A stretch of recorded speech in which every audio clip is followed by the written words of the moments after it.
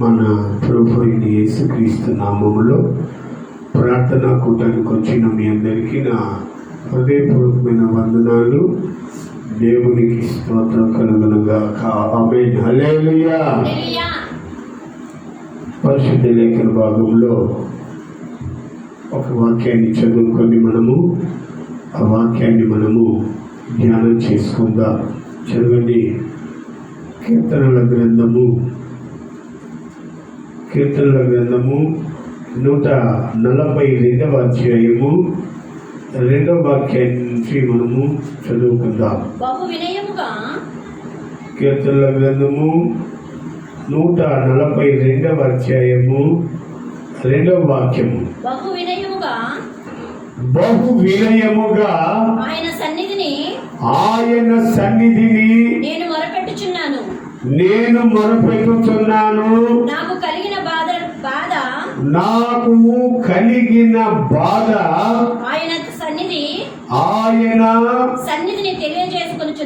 ఆయన సన్నిధిని తెలియజేసుకున్నాను. నాలో నా ప్రాణము కృంగి ఉన్నప్పుడు నా మార్గము నీకు తెలియను. దేవునికి స్తోత్రం. హల్లెలూయా, హల్లెలూయా. చదవబడిన లేఖన భాగంలో బహు వినయముగా ఆయన సన్నిధిని నేను మొరపెట్టుచున్నాను. గమనించండి. నాకు కలిగిన బాధ ఆయన సన్నిధిలో తెలియచెప్పుకొనుచున్నాను. ఆయన సన్నిధి నేను చెప్తున్న మాట, బహు వినయముగా ఆయన సన్నిధి నేను మొరపెట్టుకొనుచున్నాను. బహు వినయముగా ఆయన సన్నిధి నేను మొరపెట్టుకొనుచున్నాను.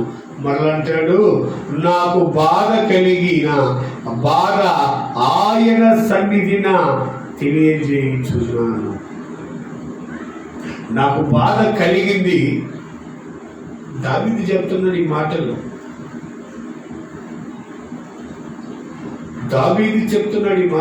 నాకు బాధ కలిగింది. ఎందుకు బాధ కలిగిందయ్యా?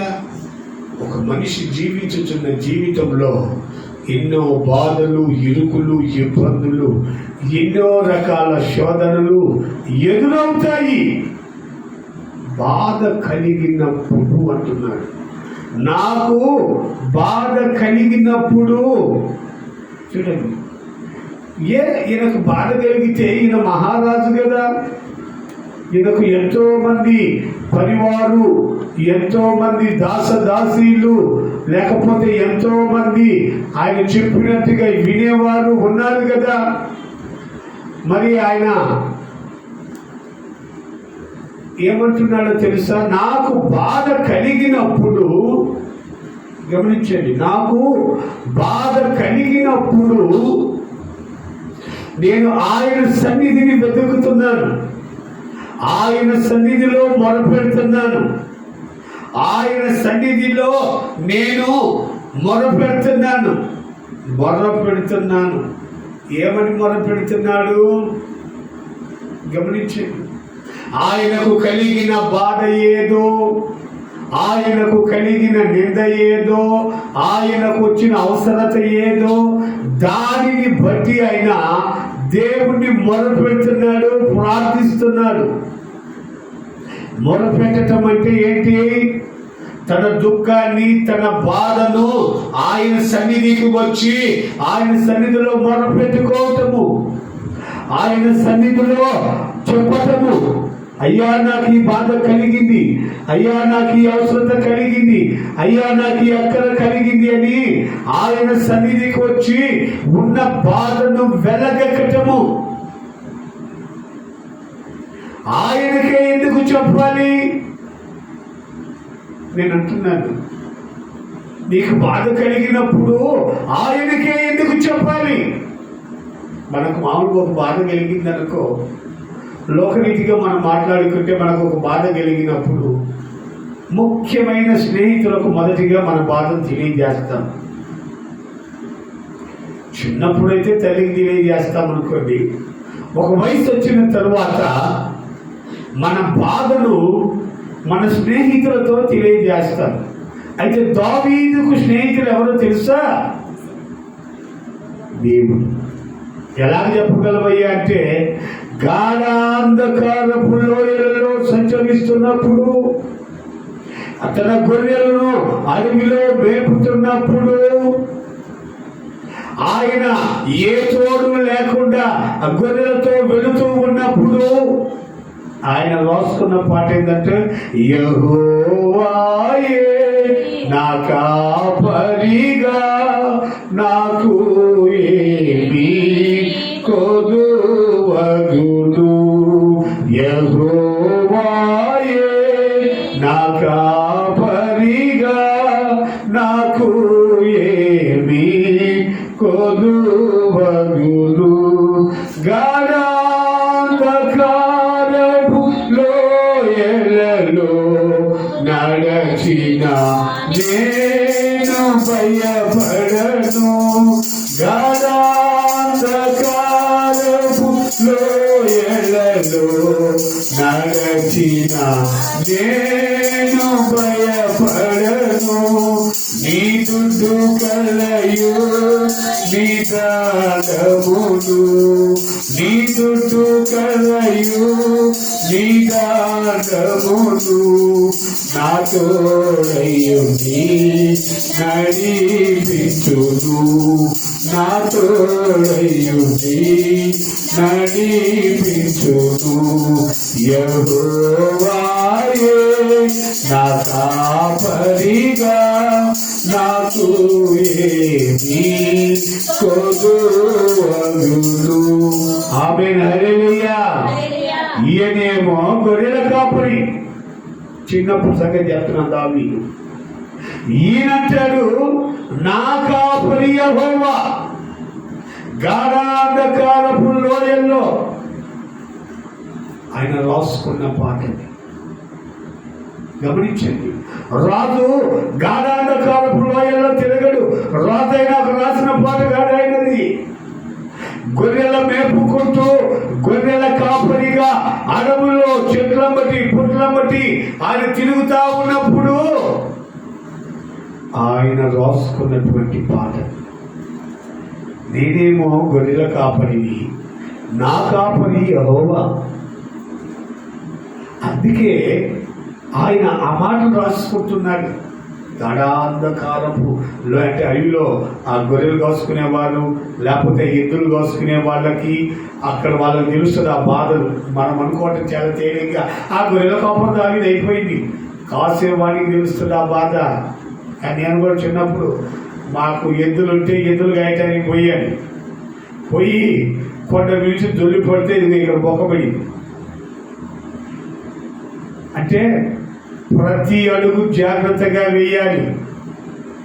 తెలిసి తెలియక తప్పుటడుగులు వేస్తే జారి పడిపోతాము, ఎక్కడ పడతాము, ఏమైపోద్దో తెలియని పరిస్థితి అయిపోతాయి. గమనించండి. దావీదు అంటున్నాడు, నా శ్రమలో నాకు బాధ కలిగినప్పుడు నేను ఆయన సన్నిధిలో ఆయనకు మొరపెడుతున్నాను. ఏం మొరపెడుతున్నావయ్యా? నా బాధంతా ఆయన చెప్పుకుంటున్నా. ఆయన సన్నిధిలోనే ఎందుకు చెప్పుకోవాలి? ఎక్కడైనా చెప్పుకోవచ్చు కదా? లేదు. ఒకప్పుడు నా దేవునికి ఒక సన్నిధానము లేనప్పుడు, అరణ్యములో ఉన్నప్పుడు, ఆయన పరిస్థితి ఎక్కడో అరణ్యంలో గుడారం వేసుకొని ఆ గుడారము పైన ఆయన తేజో మహిమగా నిలబడినప్పుడు నా దేవుని చూసి దుఃఖపడ్డాను. నా దేవునికి ఒక సన్నిధి లేదే, నా దేవునికి ఒక ఆలయం లేదే, నా దేవుణ్ణి ప్రార్థించుకునే దానికి దైవ సన్నిధానము లేదే, ఆయన సన్నిధిలో నేను మొరపెట్టుకునే దానికి లేదని ఆయన హృదయ వాంఛ దేవుని సన్నిధానమును కట్టాలి. గమనించండి, ఎంత ఉన్నతమైనటువంటి ఆశయము కలిగిన వ్యక్తి దావీదు. ఆయన అంటున్నాడు, ఆయన సన్నిధిలో నేను మొరపెట్టుకుంటాను. ఏమున్నదయ్యా ఆయన సన్నిధిలో అంటే ఘనత, మహిమ, ప్రభావములు ఆయన సన్నిధిలో ఉన్నవి. ఆయన సన్నిధిలో ఉండి ప్రార్థించిన వారు ఎవరైనా అపజయము పొందలేదు. ఆయన సన్నిధిలో బలాన్ని దావీదు గుర్తుపట్టాడు. ఆయన సన్నిధిలో ఉన్న ఆశీర్వాదాన్ని దావీదు గుర్తుపట్టాడు. ఆయన సన్నిధిలో ఉన్నటువంటి ఆశీర్వాదము, మేలులు, ఆ మాటకు ఉన్నటువంటి ఘనతను దావీదు గుర్తుపట్టాడు. ఒకసారి దైవ సేవకుడు ఒక ఆయన దేవుని సన్నిధానంలో నిలబడి, ఈ జనులు కట్లు తప్పి ప్రవర్తిస్తున్నారు, దైవ ఆజ్ఞలను మితిమీరిపోతున్నారు, భయం లేకుండా తయారైపోయారు, భక్తి చూపటం లేదు, దేవుని కృపకు దూరమైపోతున్నారని వర్షముతో మాట్లాడుతున్నాడంట దేవుని సన్నిధిలో ఉండి. చదువుతారా మాట? చదవండి. రాజుల మొదటి గ్రంథము 17వ అధ్యాయము చదవండి.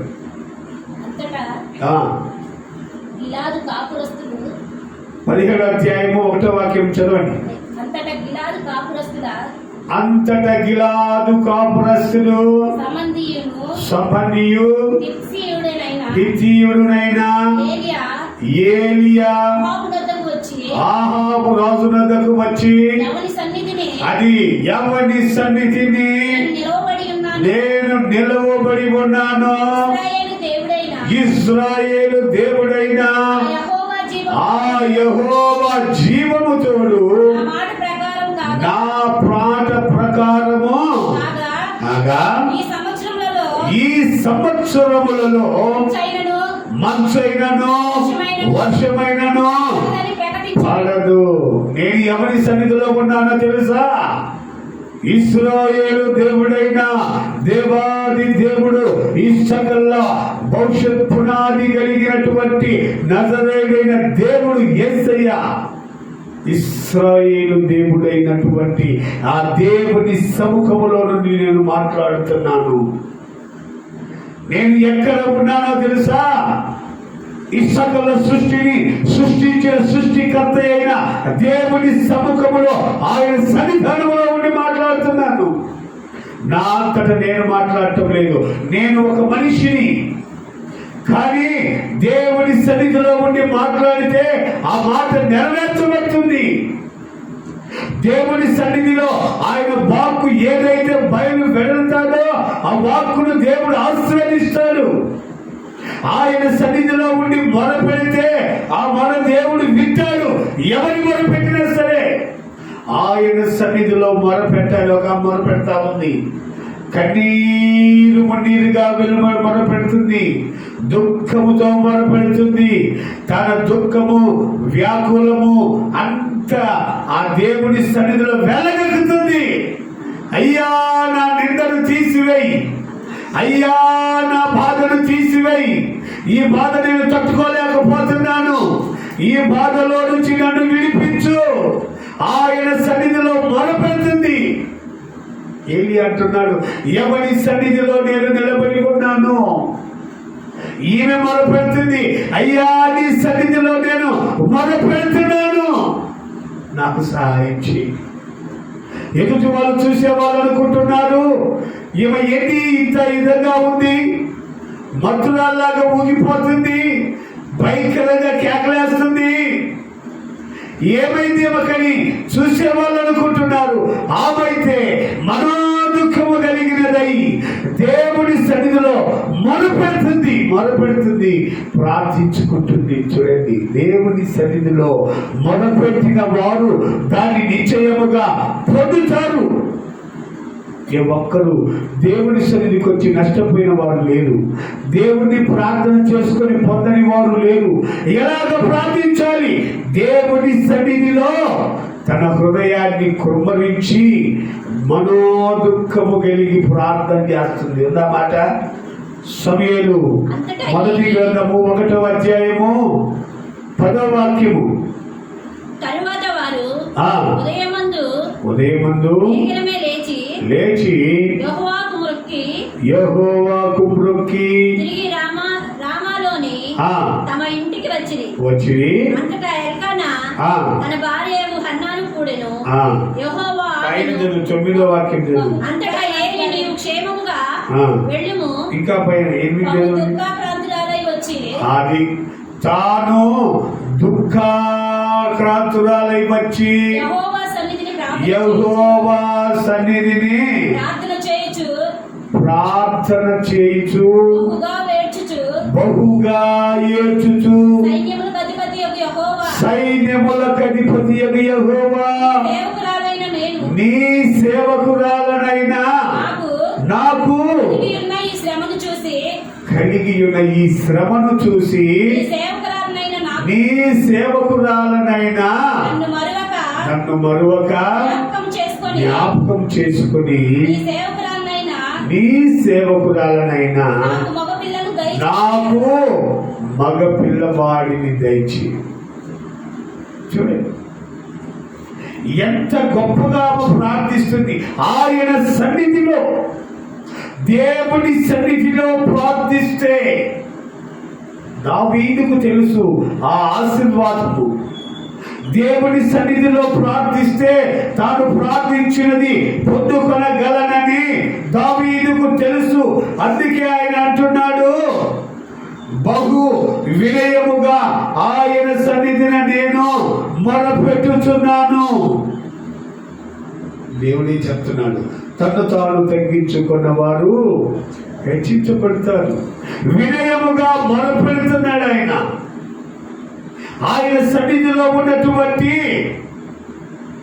ఆ యొక్క మేలులు పొందాలంటే, ఆశీర్వాదాన్ని అనుభవించాలంటే, లేకపోతే ఆ యొక్క దీవెన పొందుకోవాలంటే ఆయన సన్నిధిలో ఉండవని దావీదుకు తెలుసు. వినయముగా మొరపెడుతున్నాడు. ఆ తర్వాత అంటాడు, నాకు కలిగిన బాధ ఆయన సన్నిధిని తెలియ చెప్పుకొనుచున్నాను. నీకు బాధ కలిగినదా, వేదన కలిగిందా, దుఃఖము కలిగిందా, వెళ్ళు ఆయన సన్నిధికి, మోకరించి ప్రార్థన చెయ్యి. నా సన్నిధి ఆయన అంటాడు, నా మందిరము సమస్త జనులకు ప్రార్థనా మందిరం అనబడును, దాన్ని మీరు దొంగల గుహగా చేశారంటాడు. ఉందే ఆ మాట చదవండి ఒకసారి. ఆ మాట చదివి ముందుకు వెళ్తారు. మత్తయి సువార్త 21వ అధ్యాయము 12వ వాక్యం చదవండి. యేసు దేవాలయములో ప్రవేశించి క్రయ విక్రయములు చేయువారినందరినీ వెళ్ళగొట్టి రూకలు మార్చువారి బల్లలను, గోపలమ్మల వారి బలను పడద్రోసి, అడుగండి, నా మందిరము ప్రార్థనా మందిరం అనబడును అని వ్రాయబడి ఉన్నది. అయితే మీరు దాన్ని దొంగల గుహగా చేశారు. చూడండి ఎంత చక్కగా, ఎంత వివరంగా, ఎంత కక్షకంగా చెప్తున్నాడు ఆ మాట. నా దేవుని మందిరము సమస్త జనులకు ప్రార్థనా మందిరము. ఆ మందిరములో ప్రతి బిడ్డ ప్రార్థించుకొని, వారి బాధలు తెలియజేసుకొని, వారి అక్కర్లు తీర్చుకొని, వారి అవసరతలు తెలియజేసే ఈ దేవుని మందిరాన్ని మీరు దొంగలుగా చేశారు. వ్యాపారాలు మొదలు పెట్టేశారు. చూడండి ఎంత బాధపడుతూ యేసు ప్రభులు వారు ఆ మాట చెప్తున్నారు అక్కడ. ఇది ప్రార్థనా మందిరం. ఈ ప్రార్థనా మందిరంలో వారి బాధలు తెలియజేసుకోవాలి, వారి అవసరాలు తెలియజేసుకోవాలి, వారి పాపాలు ఒప్పుకొని విడిచిపెట్టాలి, దేవుని దీవెన పొందాలి, ఆశీర్వాదాన్ని పొందాలి, అనేకమైనటువంటి దీవెనలతో ఇది దేవుని మందిరం. ఈ దేవుని మందిరాన్ని మీరు దొంగలుగా చేశారు కదయ్యా. మనుషులారా, దేవుని మందిరముతో కూడా మీరు వ్యాపారాలు మొదలు పెట్టారు కదయ్యా. దేవుడు అనగా యేసు ప్రభుల వారు కోపపడిన సందర్భం ఏదైనా ఉందంటే అదే సందర్భంలో ఆయన కోపడ్డాడు. అనగా దేవుని మందిరాన్ని గూర్చినటువంటి ఆ ఆశ, ఆ నిరీక్షణ, లేకపోతే ఆయన మందిరాన్ని ఇలాగ చేశారన్న బాధతో ఆయన అలాగ మాట్లాడుతున్నాడు. అక్కడ నా మందిరము, దేవుని మందిరము, సమస్త జనులకు ప్రార్థనా మందిరము, ప్రార్థించుకునే మందిరాన్ని మీరు దొంగల గుహగా చేశారు, వ్యాపారాలు మొదలు పెట్టేశారు, మీ స్వలాభాల కొరకు దేవుని మందిరాన్ని వాడుకుంటున్నారు. దేవుని మందిరములో దీవెన నిలబడాలి, ఆశీర్వాదం ఉండాలి, ప్రార్థన ఉండాలి, స్తుతి ఉండాలి, స్తోత్రం ఉండాలి, దేవుని కృప ఉండాలి, ఆయన కనుచూపు నిలబడాలి, అక్కడ ప్రార్థనే ఉండాలి. కోడిగుడి ఆలపాటు ఉండకూడదు. దేవుని మందిరములో గమనించండి, యేసు ప్రభువు బాధపడి కోపపడినటువంటి సందర్భం ఏదైనా బైబిల్లో ఉంది అంటే దేవుని మందిరము గురించి ఆయన బాధపడ్డాడు, దేవుని మందిరములోనే కోపపడ్డాడు. కారణం, దేవాది దేవుని మందిరాన్ని వీళ్ళు వ్యాపారంగా మారుస్తున్నారు, దొంగల గుహగా చేశారు అని చెప్పి బాధపడుతున్నాడు. దావీదు అంటున్నాడు, అయ్యా నేను వినయముగా నీ సన్నిధిలో మోకరించి నీకు మొరపెడతాను. దావీదు ఎందుకు నా హృదయానుసారుడని దేవుడు సర్టిఫికెట్ ఇచ్చాడంటే, ఆయన సన్నిధిలో ఉన్నటువంటి ఆ పరిస్థితులను గుర్తుపెట్టాడు. ఆయన హృదయ వాంఛ, లేకపోతే ఆయన హృదయ ఆలోచనను దావీదు గుర్తుపెట్టాడు. గుర్తుపట్టి ఆయన ఆలయములో వినయముగా మొదలుపెడుతున్నాడంట. పరిచయలాగా నేను దశభాగాలు ఇస్తున్నాను, పుదీనాలోను కరివేపాకులోను నేను దశభాగం తీస్తున్నాను, హెచ్చింపుతో ప్రార్థన చేయలేదు దావీదు. వినయముగా ఆయన సన్నిధిలో మొదలుపెడుతున్నాడు. మొదలుపెట్టిన వారందరూ పొందుకుంటున్నారు. ఏలియా దేవుని సన్నిధిలో నిలబడి ఏ వాక్కునైతే మాట్లాడాడో అదే వాక్కును దేవుడు నిర్ణయించాడు. ఆయన చెప్పే వరకు వర్షాన్ని భూమికి పంపలేదు దేవుడు. హన్నా ప్రార్థించింది దేవుని సన్నిధిలో, ప్రార్థించిన ఆమె పొందుకున్నది. ఎప్పటి నుంచో ఉన్న బాధ తొలగిపోయింది. ఈ జన్మంతటిలో తొలగిపోదనుకున్న నింద దేవుడు తొలగించేశాడు. ఆయన సన్నిధిలో ప్రార్థించినప్పుడు ఎన్నోసార్లు ప్రార్థించి ఉండవచ్చు, కానీ దేవుని సన్నిధిలో ప్రార్థించినప్పుడు దేవుడు ఆమెకు ఆ యొక్క ఆశీర్వాదాన్ని, నింద తొలగింపును అనుగ్రహించాడు. దేవుని సన్నిధిలో ఉన్న ఆశీర్వాదాన్ని తెలియజేస్తున్నాను. దేవుని సన్నిధిలో వినయముగా ప్రార్థించి మొరపెట్టుకుంటున్న దావీదును దేవుడు అంతకంతకు వర్ధిల్ల చేశాడు, ఆశీర్వదించాడు. దేవునిలో ఉన్నటువంటి ఆ దేవుని సన్నిధిలో ఉన్న బలాన్ని మనం తెలుసుకుంటే ఆయన సన్నిధిని ఇంకా వదిలిపెట్టము. ఒకసారి యూదా రాజులు, ఇశ్రాయేలు రాజులు అందరూ కలిసి రాజ్యాన్ని పరిపాలిస్తున్న ఒక సందర్భంలో కట్టడ మర్చిపోయి జనులు దేవుణ్ణి లెక్క చేయకుండా తమకిష్టమైన జీవితాన్ని జీవిస్తూ, తమకిష్టమైన వ్యాపారాలు చేస్తూ దేవుని ప్రక్కన పెట్టి ఇక మాకే దిగులు లేదు, ఏమీ లేదు, మేము స్వతంత్రం అన్నట్టుగా ఆయన కృపకు దూరం అయిపోతే దేవుని ఉగ్రత వచ్చేసింది వారి దగ్గరికి. దేవుని ఉగ్రత వచ్చేసింది. దేవుడే ఆ ఉగ్రతను వారి మీది కుమ్మరిస్తున్నాడు. ప్రధాన యాజకుడు చెప్తున్నాడు, భయంకరమైన శాపము చేస్తుంది మన మీదికి, మనల్ని కాపాడే వాళ్ళకి ఎవరు లేరు, దేవుడే తెలియజేస్తున్నాడని ప్రధాన యాజకుడు ప్రకటించేసాడు. ఇక దీనికి విరుగులు ఎక్కడ అని ఎంత వెతికినా కనపడటం లేదండి, కనపడటం లేదు.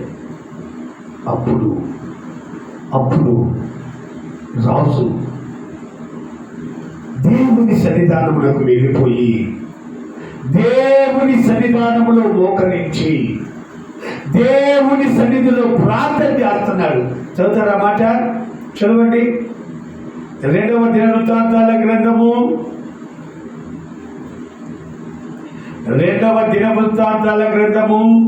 34వ అధ్యాయము 27వ వాక్యము. నీ మనస్సు మెత్తనిదై ఈ స్థలము మీదను దాని కాపురస్తుల మీదను దేవుడు పలికిన మాటలను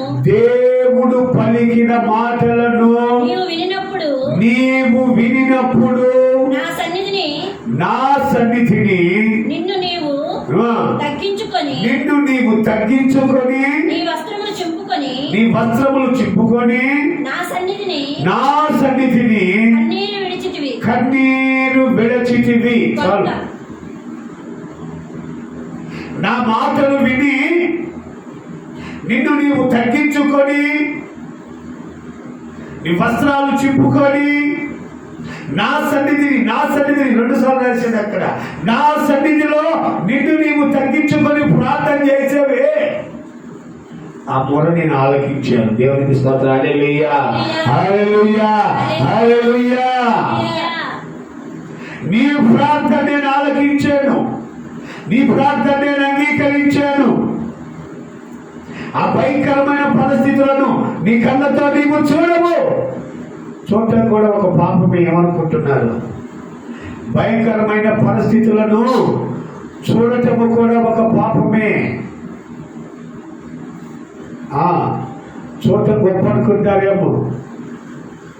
భయంకరమైన పరిస్థితులు, ఎదుటివారు వేదన అనుభవించే పరిస్థితులు, ఎదుటివారు బాధను అనుభవించే పరిస్థితులు, ఎదుటివారు కట్టుకొని రక్తాలు కాల్చిన ఇలాంటి భయంకరమైన పరిస్థితులు చూడటము కూడా ఒక రకమైన వ్యాధి, ఒక రకమైన బాధే.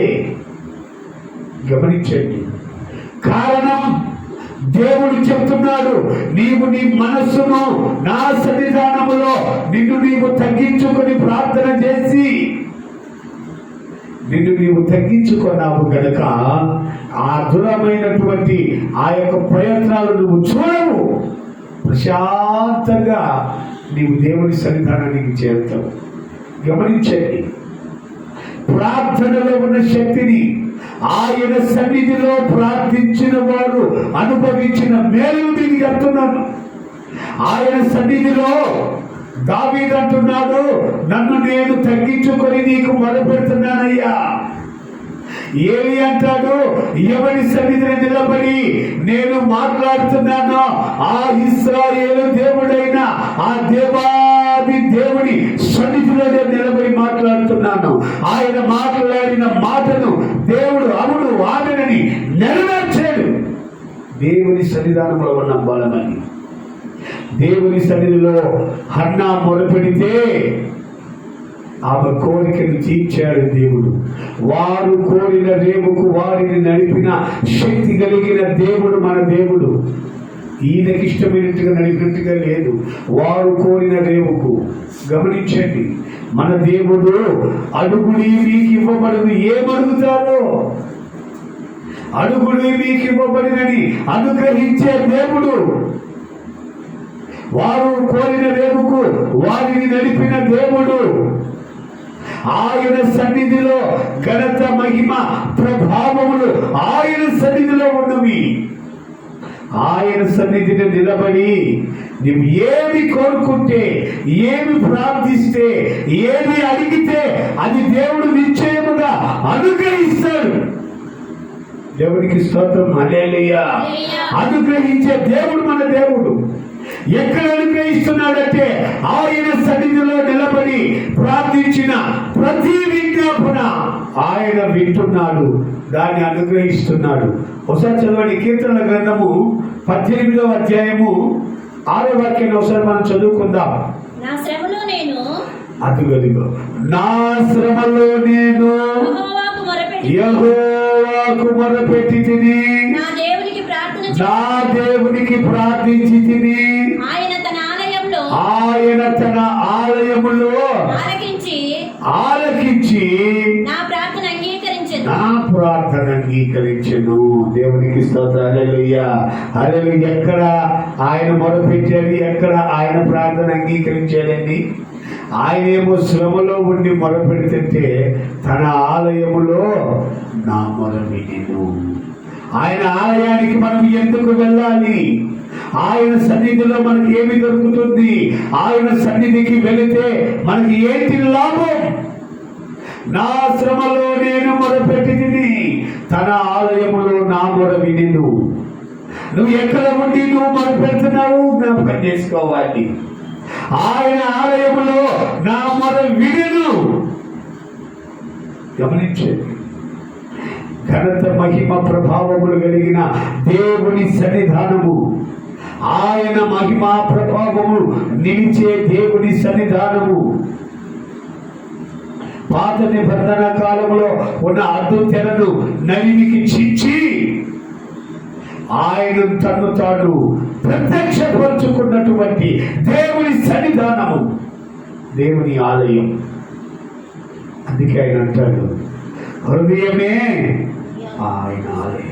నీ హృదయపూర్వకముగా నువ్వు మొరపెట్టాలి. నువ్వు తగ్గించుకొని ఆయన సన్నిధిలో మొరపెడితే ఆయన సన్నిధిలో ఆ ప్రార్థన ఆలకిస్తాడు. నీ మొర వింటాడు, నిన్ను దీవిస్తాడు, ఆశీర్వదిస్తాడు, సజీవమైన మార్గాల్లో నడిపిస్తాడు. ఆయన సన్నిధిలో నా మొర వినెను.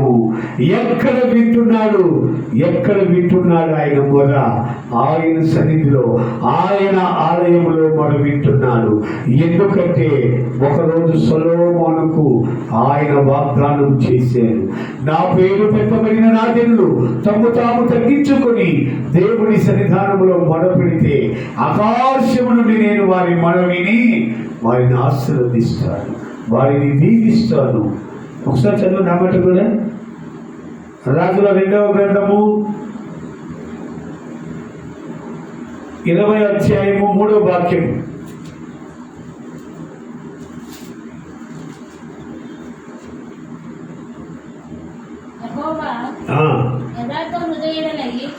యెహోవా యథార్థ హృదయుడనై సత్యముతో నీ సన్నిధిని నేను ఎట్లు నడుచుకుంటునో నీ దృష్టికి అనుకూలముగా సమస్తమును నేను ఎట్లు జరిగించినో కృపతో జ్ఞాపకం చేసుకొనమని హిజ్కియా కన్నీరు విడుచుచు యెహోవాను ప్రార్థించెను. నీ సన్నిధిని నేను ఎట్లా ప్రవర్తించానో గమనించండి. నీ సన్నిధిలో నేను ఎలాగ ప్రవర్తించానో కృపతో జ్ఞాపకం చేసుకో.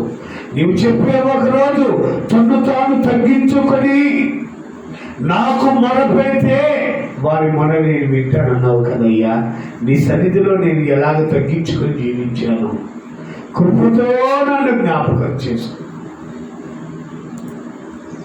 అంటే ఆయన విడిచిపెట్టే దేవుడు కాదు.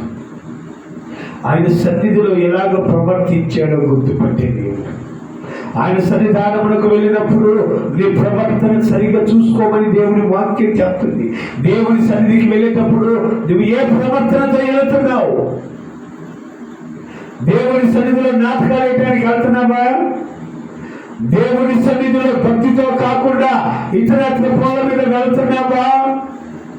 దేవుని సన్నిధానములో వెళ్ళినప్పుడు నీ ప్రవర్తన సరిగ్గా చూసుకోవాలి. నీ ప్రవర్తన సరిగ్గా చూడకపోతే దేవుని సన్నిధానంలో ఒకరోజు నువ్వు లెక్క అప్పగించాల్సి వస్తుంది. దేవుని సన్నిధానమునకు వెళ్ళి నాటకాలు వేసిన కొంతమంది బ్రతుకులు నేను చూసి ఉన్నాను, కొంతమంది జీవితాలను చూసి ఉన్నాను. నరక ప్రాయులుగా మార్చబడి ఉన్నారు.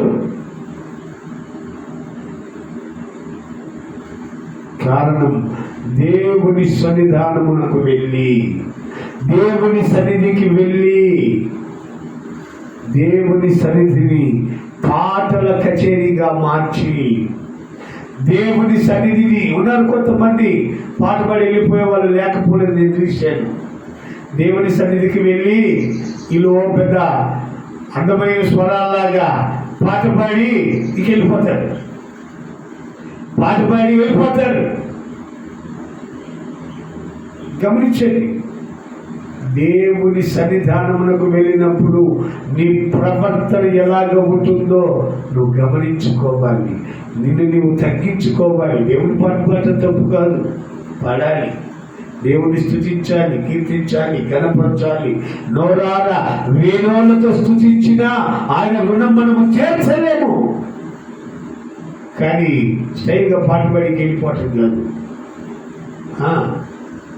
కొంతమంది పాట పిచ్చుకోవాలి కూడా ఉంటారు. అయితే దేవుని సన్నిధిలో నీ ప్రవర్తన ఎలాగ ఉంది? హిజ్కియా అంటున్నాడు, అయ్యా నేను నీ సన్నిధిలో ఎలాగ ప్రవర్తించానో కృపతో జ్ఞాపకం చేసుకుని ఆయన అంటే ఆయన ప్రవర్తన అంతటి కూడా దేవుడు గమనించినప్పుడు ఆయన ప్రవర్తన సరిగా ఉంది కనుక మరి 15 సంవత్సరాల ఆయుష్ను దేవుడు అనుగ్రహించి ఉన్నాడు. ఆయన సన్నిధిలో ఉండేటువంటి ఆ గొప్ప కార్యాలు మీకు తెలియజేస్తున్నాను. ఆయన సన్నిధిలో నీ ప్రవర్తన సరిగా ఉంటే నీవు యథార్థంగా ప్రార్థన చేస్తావు. నేను నీ సన్నిధిలో యథార్థంగా ప్రవర్తించాను కదా దేవా, నన్ను కాపాడయ్యా అని.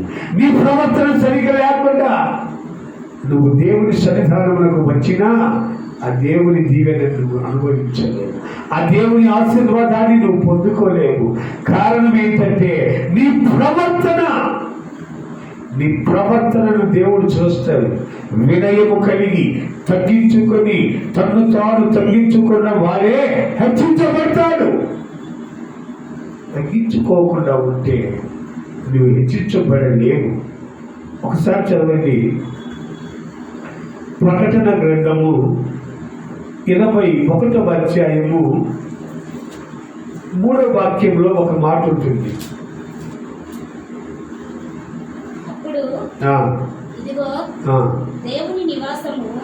దేవుని నివాసము మనుషులతో కూడా ఉన్నది. ఆయన వారితో కాపురముండును, వారు ఆయన ప్రజలు. ఎప్పుడు ఇదంతా జరుగుతుంది చెప్పనా? ఇప్పుడేమో దావీదు దినాలలో దేవుని సన్నిధి కొరకు ఎదురు చూశాడు. యేసయ్య దినాలలోనేమో దేవుని సన్నిధానమును దొంగల గోడుగా మార్చారని బాధపడి కోపడ్డాడు. ఈ చివరి దినాల్లోకి వచ్చాము మనం. ఇప్పుడు చెప్తున్నాడు, ఆయన నివాసము, దేవుడు నివసించే నివాసము, దేవుని సన్నిధానము ఇది ఎక్కడ ఉంటుందో తెలుసా? మనుషులతో కూడా ఉన్నది. దేవునికి స్తోత్రం. హల్లెలూయా, హల్లెలూయా. దైవ నివాసము మనుషులతో కూడా ఉన్నది. దైవ నివాసము మనుషులతో కూడా ఉన్నది. దుఃఖము లేదు, మరణము లేదు, దుఃఖము లేదు, మరణము లేదు, ఆనందమే, ఆనందమే.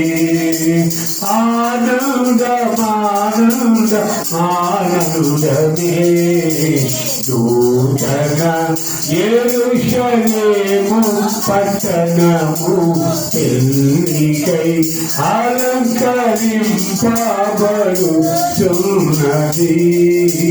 నూతన యెరూషలేము పట్టణము పెళ్ళికై అలంకరింపబడుచున్నది.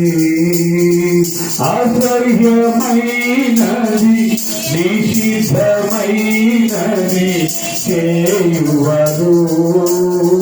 ఆశ్చర్యమైనది, నిషిద్ధమైనది చేయువరు ఎవరు దానిలో లేనే లేరు ఎవరు దానిలో లేనే లేరు ఆనందమానంద ఆనందమే ఆనందమానంద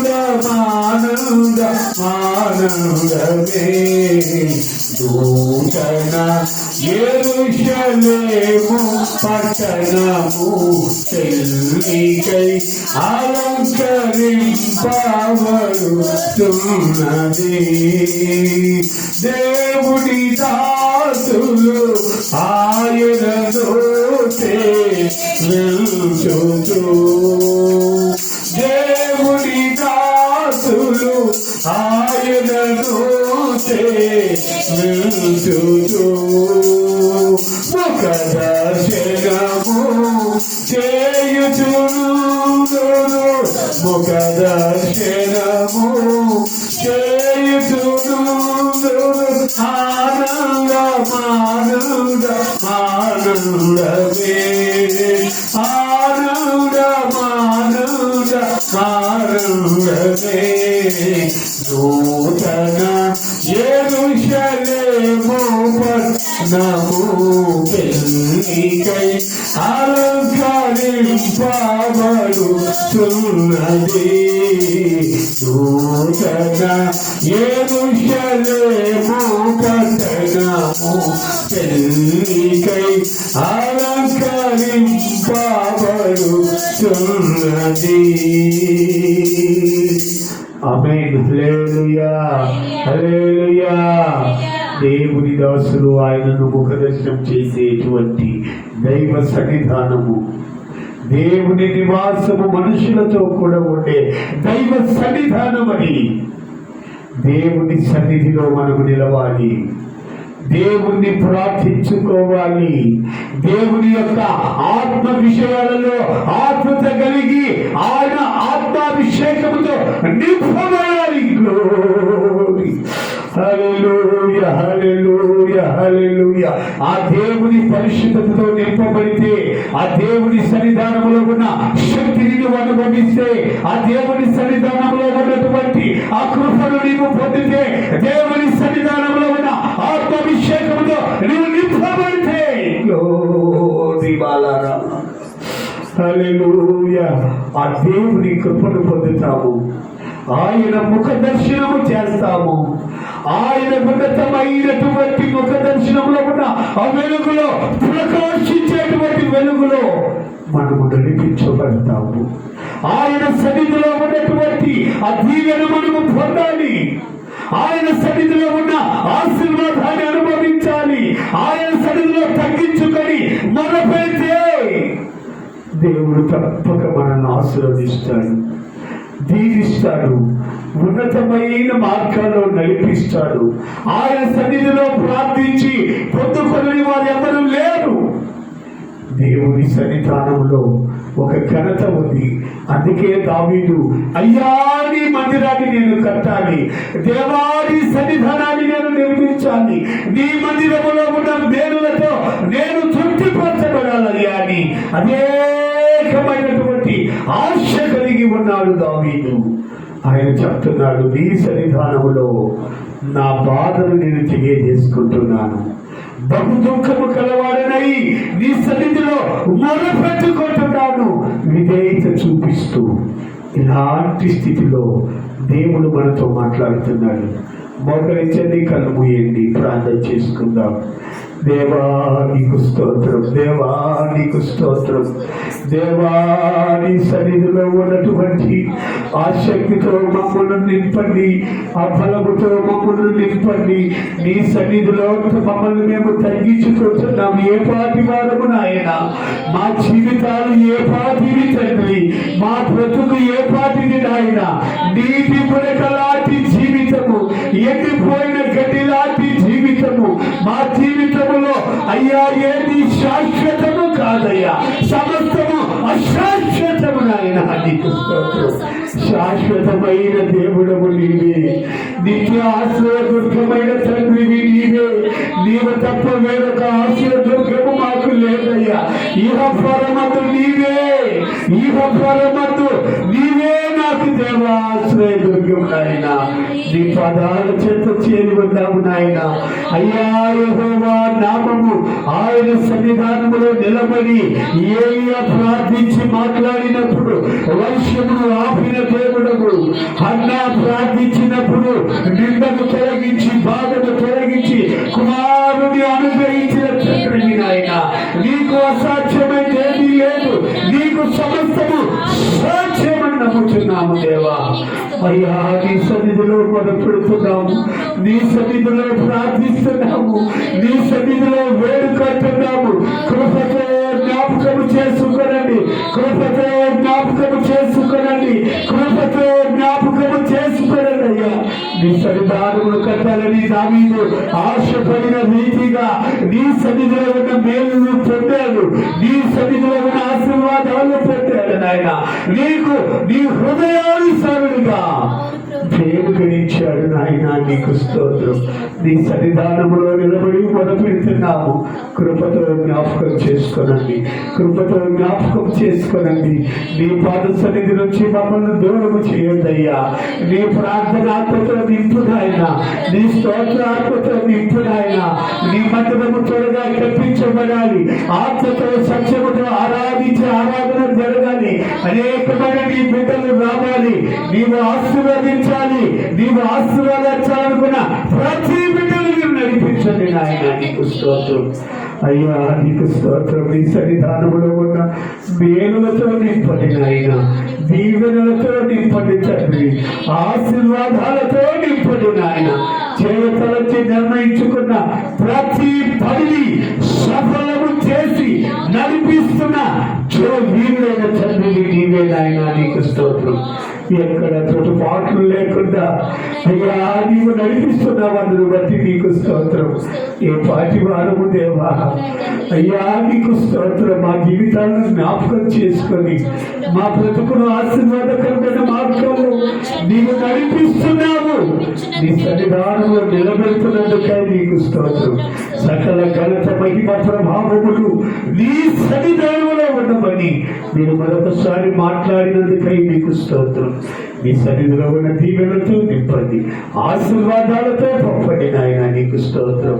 అనేక విషయాల కొరకు మేము ప్రార్థించుకొనుచుండగా సమస్తము మీరు సఫలపరచండి నాయన. నీకు స్తోత్రం. అయ్యా రేపు 8వ తారీఖు జరగబోతున్నటువంటి దేవరాజు కొడుకు అయ్యా వివాహంలో మీ కృప చూపండి, దయ చూపండి. ఆటంకాలు దూరపరచండి నాయన. ఎంతో శ్రమకు వచ్చి వ్యయపరిచి తనను అయ్యా తన శక్తి కొలది శక్తికి మించి మీ నామాన్ని గణపరిచి వివాహములో కృప చూపండి నాయన. వాతావరణాన్ని మీ స్వాధీనపరుచుకోండి. అలాగే నా తండ్రి ఎంతో మంది ప్రార్థన అవసరాలు కోరి ఉండగా ప్రతి బిడ్డను స్వస్థపరచండి, ఆశీర్వదించండి. లోకయ్య భార్య కొరకై నీకు స్తోత్రం. ఆ బిడ్డకు సంపూర్ణ స్వస్థత అనుగ్రహించినందుకై నీకు స్తోత్రం. ఇక అనేక ప్రార్థన విషయాలు మీకు మరుపెట్టి ఉండగా నాయన ప్రతి విషయంలో మీ కృప చూపి నడిపిస్తున్నందుకై నీకు స్తోత్రం. కట్టుబడుచున్న మందిరాన్ని త్వరగా కట్టించండి, కావలసిన అవసరతలు తీర్చమని అడుగుతున్నాను. ఆ ప్రాంతంలో నీ సత్యస్సు వార్త ఘనముగా ప్రకటించబడాలి నాయన. ఆత్మతో సత్యముతో ఆరాధించే ఆరాధన జరగాలి. అనేకులకు నీ వెలుగు బాధలు నేర్పడానికి అవసరమైన కృపను మీరు దయచేయండి నాయన. ఈ వెలుగు ప్రార్థనలో పాల్గొన్న ప్రతి బిడ్డను దీవించి ఆశీర్వదించి నీ కృపలో బలపరచండి.